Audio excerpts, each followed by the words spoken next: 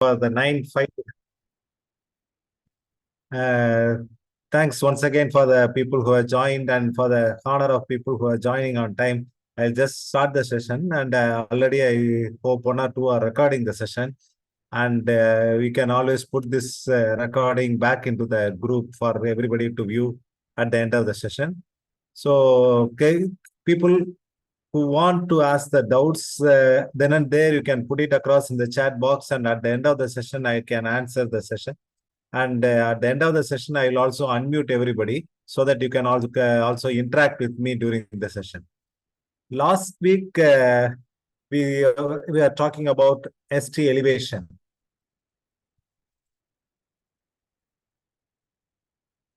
So we were talking about the ST elevation. What are the causes other than acute MI? Especially, how to differentiate between early repolarization, pericarditis. There's some of the common thing which normally happens, and we also saw Brugada syndrome. Likewise, ST elevation is the one which is very, very vital for the only reason we have to differentiate it, and more importantly, that correct diagnosis saves the people. I'll tell you why. To re-emphasize the same fact, this is the J point between the QRS complex and ST segment. This is the J point. If in the chest leads, at least 2 millimeter, 2 small squares ST J point elevation, or in the limb leads, at least 1 millimeter in the limb leads. So if there is going to be ST elevation in these phases, then we think it is likely to be acute MI with a typical chest pain with the background history of risk factors. But the same time, you have to know ST segment is a transition segment which transients and evolves into a T wave, with the ascending limb of the T wave longer than the descending limb. See here, the ascending limb of the T wave is longer than the descending limb.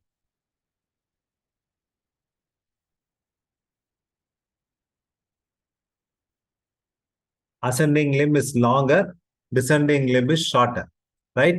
So the J point should elevate at least 2 millimeter in the chest leads, at least 1 millimeter in the limb leads. Along with it, it has to smoothly have a convexity upwards. That is one another point. If the imagine line between the J point and the apex of the T wave, the ST segment is below that imagine line, we think it is concavity upwards. Possibly we are dealing with a pericarditis or a early repolarization syndrome. Now we understand the importance. Why it is important? ST segment elevation is very important. I'll tell you why. See, this will give you a clue of ST segment elevation. ST segment elevation in acute MI is a time bomb. The right side, you can see the animation. I'll again play it again. Right side, you can see within 20 minutes, the area of infarct increases. 1 hour increases. 2 hours, it gradually increases. 3, then 4. You can see by 5 and 6 hours, it is completely transmural infarct is happening. So this transmural infarct is the one which is going to give you problem. So time is muscle. So identifying an ST elevation is very, very vital. This cartoon animation will give you a very good idea of what is happening within the myocardium if revascularization is not advocated at the right time. So that's the reason why time is muscle, and you got to act very, very fast and identify the right ST elevation for it. But at the same time, it's not all ST elevation MI or total occlusion of the coronary artery will present like ST elevation. There will be some variants, but that is also very, very important. See here, the ST elevation MI equivalence. So today we will be saying only the ST MI equivalence. It represents coronary occlusion without meeting the traditional criteria. What is that? In chest leads, 2 contiguous leads should be having ST elevation more than 2 millimeter. In limb leads, 2 contiguous leads having ST elevation at least 1 millimeter. This is what the criteria is. If it is not meeting, but at the same time it is critical, then we have to identify the criticality and we have to intervene. Benefit from immediate PCI is mandatory in such cases, because if without ST elevation, if you are going to thrombolize this patient, then we will be in trouble because legally we are not supposed to do it. So what do the guidelines says? So there are some cases where acute, hyperacute T wave changes, it's not ST elevation. There is no J point elevation. So this is the reason why put this ECG, which happened today morning, 8:15 in our casualty, and I put it in this ECG for the only reason there may not be any J point elevation, but a lot of people have answered it correctly. There was an anterior MI which was happening, and a true posterior MI where the reciprocal change will be happening in the 12-lead ECG. We are not taking traditionally V7, V8, V9. So the 12-lead ECG will have a reciprocal ST depression instead of a ST elevation, which normally happens in V7, V8, V9. And multiple lead ST depression with coexistent ST elevation in lead AVR. Time and again, we were discussing this ECG in the group because of the significance of left main coronary occlusion.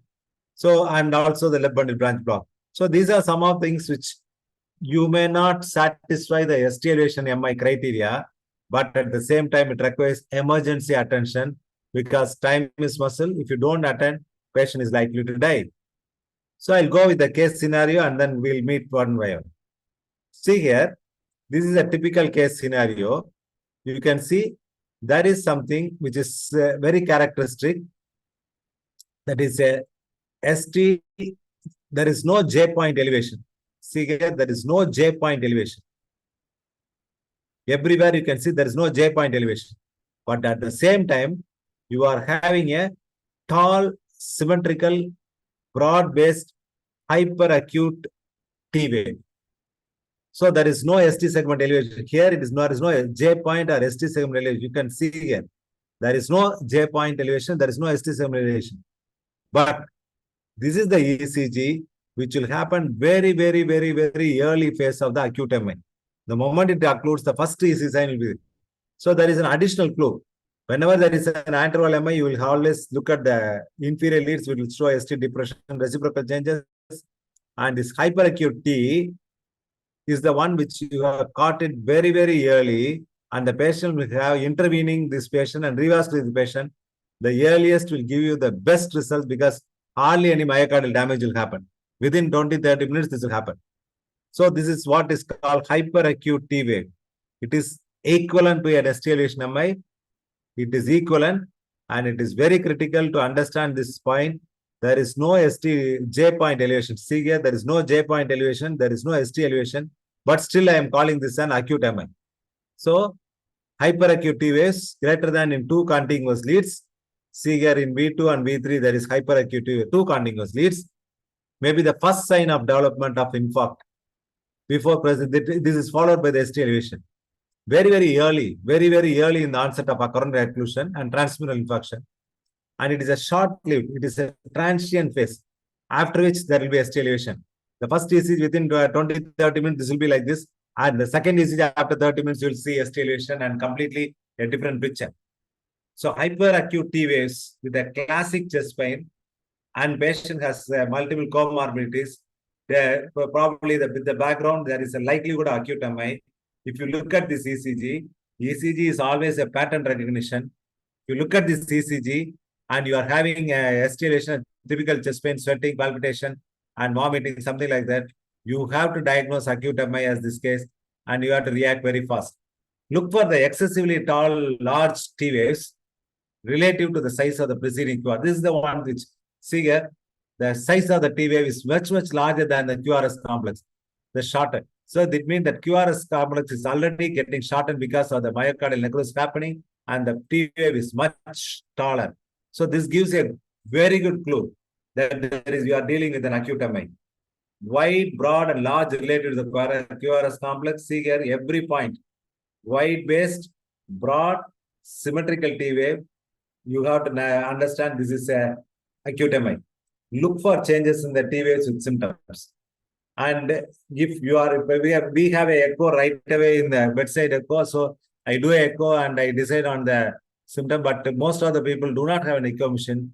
So if you are in doubt, take a ECG, give the loading dose, take another ECG after 20-30 minutes. You will find the gap is evolving and you can thrombolyze the patient or send the patient for a primary PCA center. So this is what happens in a coronary occlusion. The first thing happens is the hyperacute T wave, but none of the patient will come to reach the hospital because it takes at least 1 hour for them to reach the hospital in most occasions.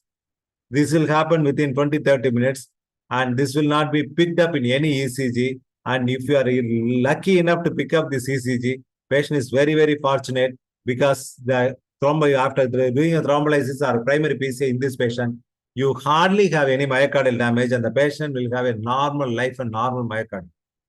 So over a period of time, the ST elevation picks up. See, 0 to 12 hours, ST elevation starts happening. And with the time, there is evolution of the Q wave and the ST elevation settles down to T inversion and becomes upright over a period of time. And you can see the reperfusion happening early will clearly show that there is a preservation of R wave. So the preservation of R wave is the one which we want in our practice.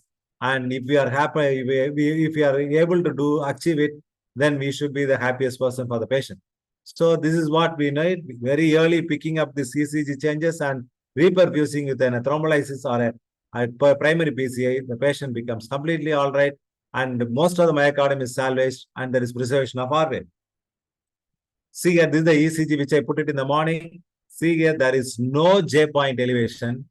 There is no J point elevation and ST is not elevating. It is not convexity upwards, but you find that T wave is very taller than the QRS complex and you are having a wide-based symmetrical T wave, classic of an hyperacute T. I was just fortunate to have this patient in the morning at 8:15 and he had an acute 100% occlusion in the LAD and we fixed it at 8:30 and he is doing very well because he has come very quickly and we have fixed it. So this is another one ECG. See here, in the inferior leads, that similar type of ST elevation, okay? No ST elevation, but hyperacute T wave.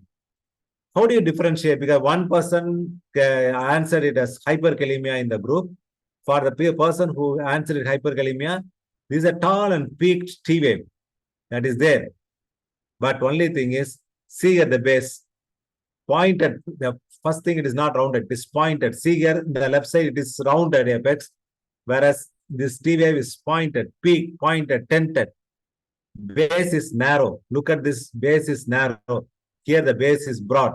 So how do you differentiate between a hyperkalemia and hyperacute? Hyperkalemia, you have a narrow base, tall T wave, peak T wave, tented T wave. Apex is pointing like an arrow. Whereas here, symmetrical T wave, broad base, very tall, but at the same time the apex is round. So that's how you are differentiate.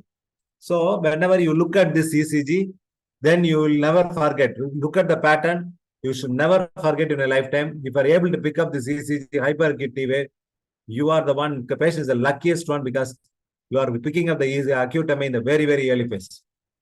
Right? Moving on to the next case scenario. Here you will see something more. See here, I'll show you here. P wave is upright in lead 1. P wave is inverted in AVR. PP interval is constant. RR interval is constant. PR interval is constant. So P wave is upright. So it means patient is in normal sinus rhythm. Like SA node is the one which is giving the repulse. But only thing, funnily, usually AVR and V1 goes together. If the T wave inversion similarly will be there in V1. See here, something is there wrong. V1 has a upright, sort of a smooth ST elevation, which is happening in V1 and slightly in the V2. And rest of the leads are showing ST depression, sagging ST depression, which started happening. So this happened. Normally, I see this type of VC when there is no ST elevation AVR, only V1 and V2 slight elevation, and there is going to be a sagging ST depression. Most of the time, the LCX occlusion is the one which is the culprit and will have a posterolateral MI. So this is what will happen. Left circumflex artery will be occluded 100%. So most of the time, You will find, see here, left circumflex, 44% of the time it will be their occlusion. Normal ECG, for your reference, it is there. The T wave will be inverted in V1, and if it is upright, see here, patient comes, that's why every time you ask for a ECG doubt, I always ask for a clinical background.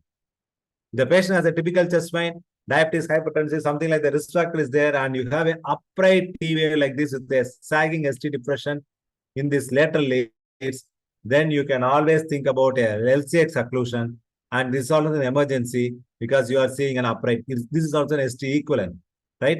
So STEMI equivalent, it is posterolateral MI. Most of the time you find 100% occlusion in the left circumflex, and we have to fix it. So this is here with this criteria, it is not exactly fixing the criteria for ST elevation. Two contiguous leads is not involved because V2 and V3 goes together and V1, V2 doesn't go together. So in that case, if you are in doubt, you cannot thrombolyze, but giving only heparin will delay the treatment. It will not open the coronary artery. These patients, whenever you are in doubt, should be referred to a primary PCI capable center, and you have to address it. Right? So upright T wave. That going to the next case scenario, this is much more common and much more easier to understand and identify it. See here, there is every time you look at the ECG, that's what I always say.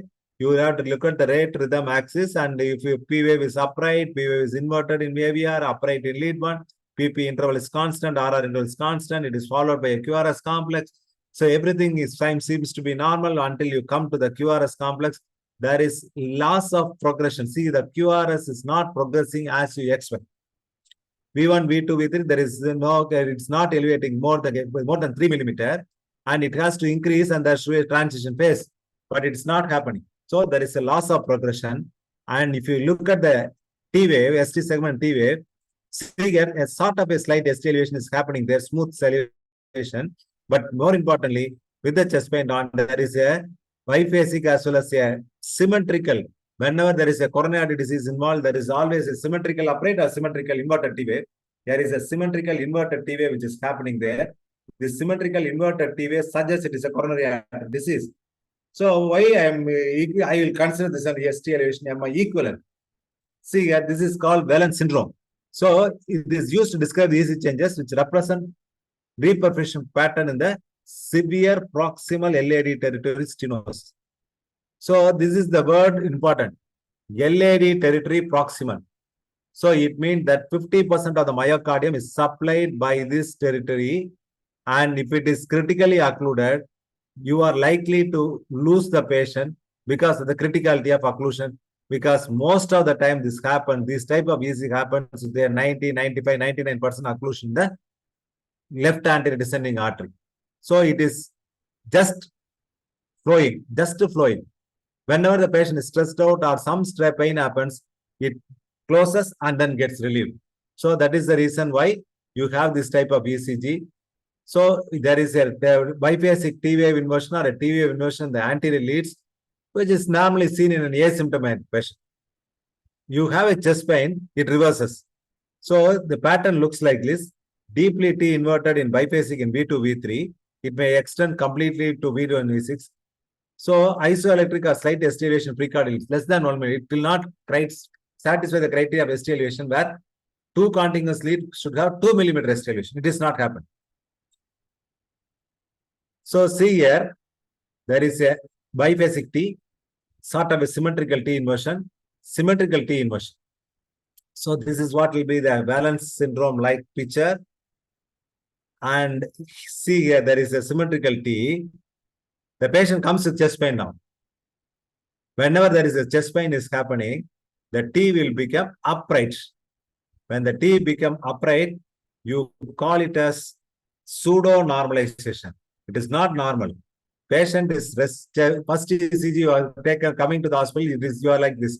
The patient has I had severe chest pain. Now I am feeling better. You will have T inversion. You should be alarmed because it is a Whelan syndrome. Patient is having T inversion in V1 to V6, typical chest pain, and without chest pain. And chest pain happens, the T is upright. So you call it a pseudo-normalization. This doesn't mean the patient has become normal. Whenever there is a coronary disease, the patient has dynamic STT changes. That is, patient has during chest pain, T wave inversion or upright happens, and after the relieving of chest pain, it is normalized, means it means that the patient has got critical occlusion with vasospasm causing dynamic STT changes, and this is going to have an MI very shortly, and we have to intervene. So that is the reason why we call it as ST elevation MI equivalence. So this is going to happen with a proximal LAD critical 90, 95, 99% stenosis. Whenever during chest pain, it is upright T wave happen, mean it is called pseudo normalization. It is not really normal. And with the relief of chest pain, there will be T inversion or biphasic or symmetrical T inversion happening in the precordial leads. So ECG changes can precede the symptoms. So recurrent chest pain will be there. Some point of time, it will completely occlude and will have a acute MI. So you need to take a serial ECG, and this patient will not require any thrombolysis because not completely occluded. It requires heparin loading dose, wheeling into the cath lab for a fixing of the lesion very quickly. So this is a typical Wallens syndrome ECG, symmetrical T wave inversion in the anterior leads, and you are going to have a critical LAD stenosis, and this patient requires emergency admission, heparinization, shift into the cath lab for a fixing of the lesion. So there are something like a pulmonary embolism can have a asymmetrical T inversion in the anterior leads. Will always be there a tachycardia, right ventricular strain pattern in anterior leads, S1Q3, T3 pattern in the limb leads, and this is what pulmonary embolism diagnosis with the history of travel and acute breathlessness. And Takotsubo cardiomyopathy and hypertrophic cardiomyopathy can have similar features, which I will tell you later when you are going to handle the case scenarios. Moving on to the next case scenario. So this is a typical ECG. I'll come again. There is a P wave. PP interval is constant. PR interval is constant. RR interval is constant. Sinus upright in P wave in lead 1, inverted in AVR, suggesting it is Q in the normal sinus rhythm. Here it appears there is a ST depression in the inferior leads. It means something you are looking to the anterior leads. Anterior leads, there is no J point elevation, but you are having J point depression. So it's not elevation, it's J point depression. But at the same time, you are having a wide-based symmetrical upright T wave. J point depression, ST depression with a wide-based symmetrical upright T wave. This is like a hyperacute T, but only the exception is the J point is depressing rather than. So this depression will also happen in an acute MI. 2% of the acute MI, interval MI will present like this. This is also a transient phenomenon. It will also disappear in half an hour or 1 hour time. This is a very early phase of an acute MI, where then is going to be ischemia, which is initially there, and then infarct is happening. Injury is happening. So the ischemia and injury is happening simultaneously, and this will be picked up. So this is what is going to happen. You are going to see this ST elevation, which is ST depression with symmetrical T wave. So if we happen to see this type of ECG, it is a critical ECG. We call this as D Winters sign. D Winters sign. So D Winter, you look at this picture, ST depression is there with the TP segment or the PR segment. From there on, you are seeing the ST depression. J point is depressed, but at the same time, wide base QRS complex symmetrical T wave. Then upright T wave. Then this is called D Winters sign. This will also be transient within half an hour, 1 hour. This will disappear. And this also says that the patient has come to you very, very early in the acute MI state, and immediately the patient requests shifting to the cath lab and doing a primary PCI, because technically ST elevation is not there. Legally, we are not supposed to thrombolyze. So that is the problem. When you need to thrombolyze, only thing, the chest leads, ST elevation at least 2 millimeter in 2 contiguous leads. So here it is not there. You are not having echo emission. So technically, even though you know it is an acute MI, you cannot thrombolyze. Otherwise, take a ECG after half an hour, allow the ST elevation, because legally then only you are correct. So ST elevation happened, but we are wasting time. For that, shifting to the cath lab and doing an angioplasty is much more easier. Very simple for us to fix the lesion as well. So D Winters is another variant of hyperacute T wave. It is ST depression with hyperacute T wave. Now you know that another feature of acute MI, you are having something like acute MI Wallens sign, T inversion alone presenting like a critical LAD stenosis. ST depression with the hyperacute deep intestine. No ST segment, normal is hyperacute. Again, as interval MI. So many ways you are going to pick up acute MI, ST elevation equivalent. So this is a typical ST deep intestine. See here, ST depression with the broad, symmetrical upright T wave, broad-based, wide-based, the rounded apex. It is not hyperkalemia where you will have a narrow base with a peak and tented T wave. It is not there. It is a simple acute MI which you can easily fix the lesion. Moving on to the next case scenario. See here, I am just reading it for the benefit of you. V wave upright, V wave inverted AVR, PP interval normal, QRR interval, RR complex is expected falls on the expected time and interval. So everything suggests it is a normal sinus rhythm. So something is there. ST depression is happening in one. ST lesion slightly is happening in AVR. ST depression tendency is there in inferior leads.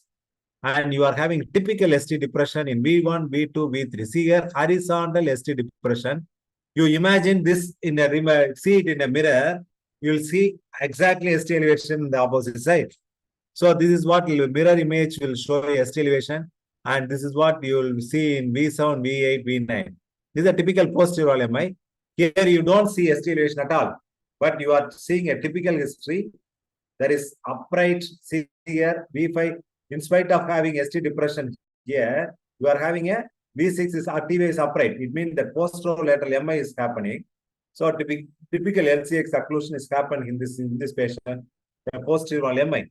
A true posterior MI happens in less than 5% of the people.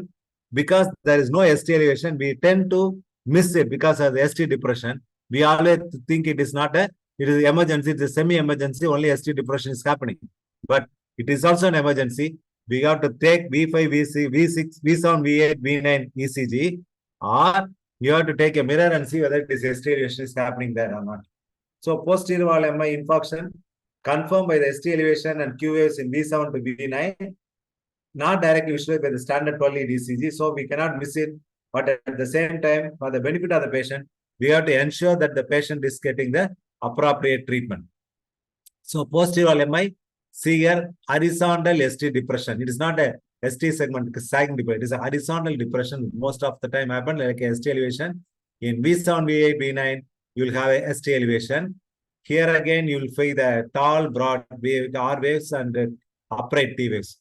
So this is what simple diagnosis of a posterior MI. So here again, the territory is small, but still infarct is an infarct. We have to act quickly. So this is a posterior MI. Again, you find that ST depression is happening only with chest pain, typical background history, only ST depression. You can call it as posterior MI. So this is another case scenario. This is again, we have been time and again diagnosing. This is ST elevation MI equivalent because of the magnitude of the problem. See here, ST elevation in AVR. It is much taller, 2-3 millimeter ST elevation is there. Most of the ECG is showing ST depression. Most of the leads is showing ST depression. Straight away, we were discussing again, time and again. Whenever you see this ECG, it is a left main critical stenosis, 90-95% stenosis, or severe triple cell disease is causing this type of ECG. Left main stenosis because it is an emergency because almost 80% of the blood supply is going through the left main, and if it is critically occluded, then patient is in real trouble and the patient requires emergency attention. So ST elevation AVR, it is see here, subendocardial ischemia due to left main stenosis. So it is always an acute MI subepicardial ischemia also. So that's the reason there is an upright T wave. Whenever there is ST depression, it is always subendocardial ischemia. So you cannot thrombolize this patient, but requires emergency attention. Refer to the tertiary care center, cardiologist care, and it will require emergency angiogram and fixing of the lesion, either with an angioplasty or a CABG, because either it is a left main coronary disease or severe triple vessel disease which we are dealing with. How do you differentiate between a proximal LAD and a LMCA lesion? Proximal LAD, V1 is taller than AVR. In LMCA disease, AVR is taller than V1. As simple as that. Proximal LAD, V1 is taller. LMCA, AVR is taller. Simple. Do not confuse at all. So ST elevation in AVR, it is an emergency. It is semi-equivalent. Even though you cannot thrombolize because of the incomplete occlusion, you have to emergently shift the patient to the cath lab services and immediately take care of it. So ST elevation AVR, you can see the AVR ST elevation is happening, ST depression is happening, multiple leads, shift the patient to the cath lab immediately. So more than 1 millimeter, ST elevation in B1 is taller than AVR, proximal LAD. ST elevation taller than in AVR, taller than B1, it is LMC. See here, time and again, lot of examples. We are discussing in our club also, and here again, we are seeing lot of examples of it. Going to the next case of STEMI equivalent, but you can miss it very quickly, easily. See here, this by ECG, there is a undulating baseline, but you can see, I can see a P wave in lead 2, lead 3, which is followed by a QRS complex, inverted P wave in AVR, and it is LBBB. So left bundle branch block is happening.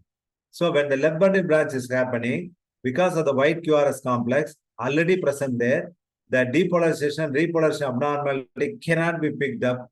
And because of the white QRS complex, there will be a ST segment, it will always be opposite to the terminal part of the QRS complex. That's what I told you in the last time. ST segment will always be, see here, ST segment, QRS complex, or ST segment T wave is opposite. ST segment is opposite. So whenever there is an opposite and appears of a ST elevation, then we cannot help in the LBB. So typical LBB, we will have a W pattern in V1 and the M pattern in V6. And if you have the terminal phase opposite to the terminal, you have the ST segment and T wave. Opposite to the last QRS complex, you have the ST segment and T wave. But if the patient has LBBB, pre-existing, we do not know. Fresh LBB, we do not know. But we have diagnosed LBMI with an LBB. Scarbosa criteria is made to use. Last class also I discussed about it. Whenever there is going to be a upright QRS complex, if there is going to be, instead of the terminal negativity going STT going opposite, if it is going in the same direction, more than 1 millimeter elevation, that we think it is an acute MI. The same in the opposite direction, if it is more than 5 millimeter, we call it as an acute MI. See here, ST depression, it is more than 1 millimeter, you call it as an acute MI. Simple. You call this is the primary STT change. Those are all secondary STT changes. Whatever is happening is secondary STT changes, secondary to the white QRS complex. But the ischemia will cause primary STT changes, upright T wave, ST elevation with the same side of QRS complex. If it is opposite, it is more than 5 millimeter. If it is depression more than 1 millimeter, you call it as, this is Scarbosa criteria. Then either QRS complex also, this depression is more than 25% or the elevation is more than 20%, then we call it as positivity. This is the modified Scarbosa criteria. Whenever you see LBBB, patient is hemodynamically stable, then we can possibly hold LBB can be diagnosed. If it is stable, then yes. Instability, then you should not wait for other criteria and diagnosis. Straight away, yes, primary PCI. Straight away, wheel the patient to primary PCI. If the patient is unstable, not stable, and you can assess, take some time, then you look into the primary STT changes. This ECG, see here, ST elevation the same side, or ST elevation opposite means more than 5 millimeter, or in the same side means more than 1 millimeter. If it is there, then you have to diagnose ST acute MI, then you have to pulmonary thrombolyze or to be a PCI. Again, if it is more than 20% opposite direction, then it is again the modified Scarbosa criteria. If it is present, again you diagnose ST elevation MI. If it is not there, then you require a troponin test after 6 hours and an echocardiogram. Right? This is how you manage ST elevation in various cases. In LBBB, even though we say it is not possible, but you have got enough criteria to diagnose acute MI in LBB as well. So now I concise whatever I have told you. So we know ST elevation MI is an emergency. But there are a lot of situations where you may think there is no ST elevation and be relaxed. But time is muscle. You have to ensure that we have to immediately act on that ST elevation. We saw today hyperacute T wave. where you are going to have a no J point elevation. ST segment is not elevated. You are having a tall T wave, which is taller than the QRS complex, wide base, and the apex is rounded. So if it is tall, wide base, symmetrical T wave, then you call it as hyperacute T wave. T wave upright in V1. So T wave generally is flattened or inverted like AVR. It is like this V1. If the patient with the chest pain, sagging ST elevation and ST depression in lateral leads, then we call it as T wave upright. Possibly we are dealing with the left circumflex territory, posterolateral MI. And when there is going to be a Wellen syndrome, without chest pain, patient can have a biphasic or symmetrical T wave inversion in anterior leads. During chest pain, it gets normalized. You call it a pseudo-normalization. This is a critical proximal LAD stenosis of 90%, 99%. Emergency, urgent CAG, angiogram, and revascular is required. D winter sign is like your hyperacute T wave. Here, ST depression, J point depression, ST depression happens with a symmetrical T wave, upright T wave, wide base, rounded apex, symmetrical T wave with a typical chest pain. This hyperacute T wave and D winter sign always is transient. After our next ECG will not show this. You are picking up the ECG, they are very, very early phase and acute MI. So this requires emergency or attention with a thrombolysis or a primary PC ideally. If there is no criteria, then you need to go with a primary PCA. When there is only ST depression in V1, V2, V3, try to take V7, V8, V9 for posterior wall MI. Take a mirror and see this is a typical ST elevation. Then you call it as posterior MI. Here again, most of the time it is left circumflex territory or a PDA in right coronary artery occlusion is there. Then you require to intervene this patient with the thrombolysis or even though there is no ST elevation, we require ST elevation AVR. It is an emergency, critical. There is no total occlusion, but this patient will have left main critical stenosis and the patient can have requires emergency attention. And LVBB, you require to implement the Star-Bosa criteria, right? With this STEMI equivalent, which is also equivalent to having a ST elevation, patient is starting having an emergency attention and requires to go to a tertiary care center for emergency thrombolysis or primary PCI. Patient gets benefited with a quick action. I hope you have understood the importance of it. Thanks very much for this, for your attention. I'll stop sharing this.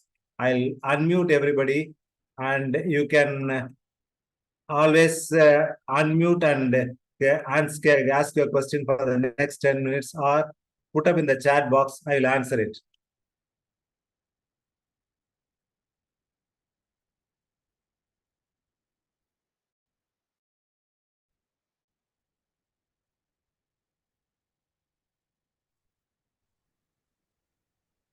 Sir, one question, Dr. Damodara. Sir, please, sir. The same left bundle branch block with myocardial infection, how will be come, sir? Sir, this is what I told you about Star-Bosa criteria. Yes, sir. Or both primary RBB ST changes whenever there is going to be. No, RBB, you need not worry about. RBB will have STT changes, which is like any other QRS complex.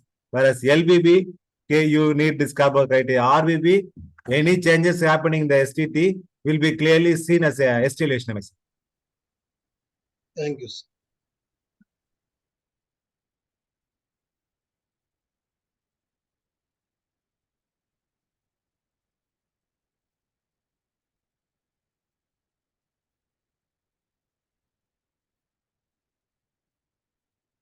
Thank you very much, sir. Right. Thank you, madam. Thank you, sir.